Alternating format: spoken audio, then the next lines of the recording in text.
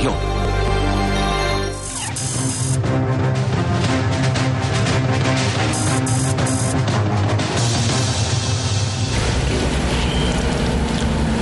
Alternativas, hoy conflictos sociales y mediación de la Iglesia, el tema que estamos aquí analizando en compañía del padre Carlomagno Núñez, invitado por parte de la Iglesia Católica, y también en compañía del licenciado Matías Funes, el cual nos está acompañando hoy con un análisis bastante profundo de lo que está en el trasfondo de este tipo de conflictividad social y cuando la Iglesia pues se ve involucrada en la mediación de estos conflictos para buscar las mejores soluciones. Y voy a permitirme también hacer el comentario de que lo que hemos estado exponiendo hoy ha sido en virtud de un reclamo social, un reclamo ciudadano que nos han hecho a nosotros como equipo de Alternativas para traer este tema a palestra pública, ya que si bien es cierto es un tema de interés nacional, hay un trasfondo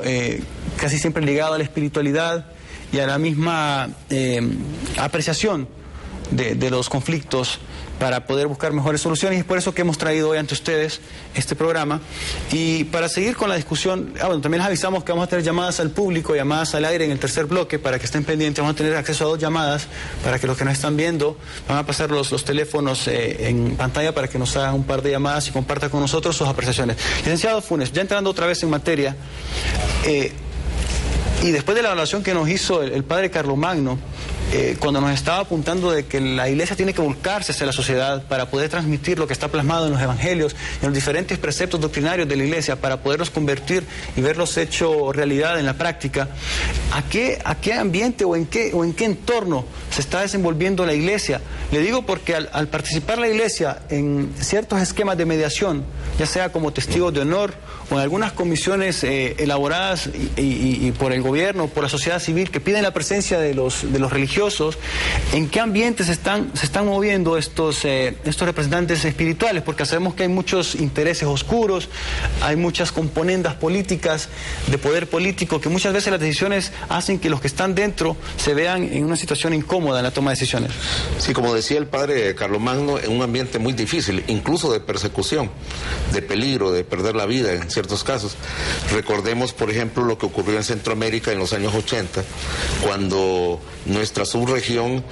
fue escenario de una terrible guerra que llevó a muchas víctimas, destrucción de bienes materiales y a un retraso social y económico enorme. El martirologio, por ejemplo, de los padres jesuitas en El Salvador, de Monseñor Romero, que era un verdadero símbolo a favor de una solución pacífica del conflicto salvadoreño. Ya el padre Carlomagno mencionaba el caso del padre Gerardi en Guatemala en abril del 98. Él había estado involucrado como principal cabeza en una investigación sobre la situación de los derechos humanos en Guatemala, y lógicamente el informe arrojaba de manera objetiva datos terribles en cuanto al involucramiento de militares en la violación de los derechos humanos, persecución de indígenas, la estrategia de la aldea arrasada que se practicó en aquel tiempo, y le quitaron la vida justamente por eso. Un buen amigo mío, recordado maestro Ramón Oquelí, me decía, mire qué cosa tan curiosa, antes uno iba a buscar seguridad personal en la iglesia, se refugiaba en la iglesia, pero ahora eso es peligroso porque la iglesia misma es perseguida, y creo que es perseguida justamente por esa identificación creciente con los sectores pobres. Cuando la iglesia proclama que su opción preferencial son los pobres, me parece que está planteando algo muy profundo. Realmente, si nosotros queremos un mundo de equidad, un mundo de justicia, tenemos fundamentalmente que identificarnos con los débiles, con los pobres. Y ya señalaba el caso del propio Jesucristo, que se hizo rodear de gente humilde, de gente sencilla, y no de los potentados y los aristócratas de aquel tiempo. Entonces implica riesgos, como implica riesgos la situación para cualquiera que defienda los derechos humanos,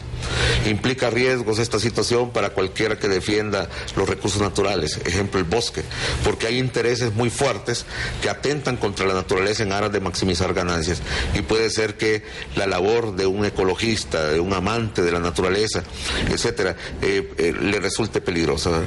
Lo vemos con el padre Tamayo en Olancho, que ha sido objeto de persecución y de amenazas justamente por defender el bosque olanchano, que es uno de nuestros grandes patrimonios. Así es que hay riesgos, pero yo creo que vale la pena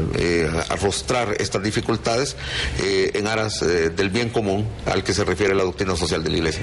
Y también partiendo de que el punto de inflexión también puede ser considerado en lo que ocurrió en el Concilio Vaticano II, donde la Iglesia se replantea cómo puede hacer una proyección social a los desposeídos, a los pobres y a las causas justas, con una mayor práctica o tal vez